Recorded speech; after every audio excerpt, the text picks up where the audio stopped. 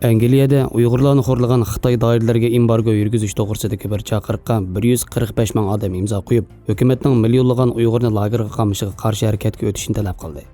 Imzo to'plash harakatini Angliyadagi Yahudiy xabarlar gazeti qo'zg'agan bo'lib, Yahudiy xabarlarning harakatiga Angliya parlamentining 152 nafar a'zosi imzo qo'ygan. Yahudiy xabarlarning bu vaqtdagi uchurida to'plangan imzoning kelar hafta Doning ko'chasidagi 10-nomerlik bosh ministerlik mahkamasiga topshirilganligi bildirilgan. İmzo to'plash harakati Angliyadagi har qaysi Yahudiy tashkiloti va sinagoglarning qo'llashiga erishgan. Yahudiy xabarlarining imzo to'plash maktubida agar hozir harakatga o'tilmasa, hargiz qaytarilmaydi degan va'daning quruq so'zga aylanganligi ta'kidlangan. Angliya parlamenti 12 oktyabr Xitoyning Uyg'urlarga tutgan muomalasi va embargo masalasini munozara qilishni bekitgan. Agar to'plangan 145 ming imzo kelar hafta bosh ministerlik mahkamasiga topshirilsa, hukumat qonun bo'yicha uningga javob berdi ekan.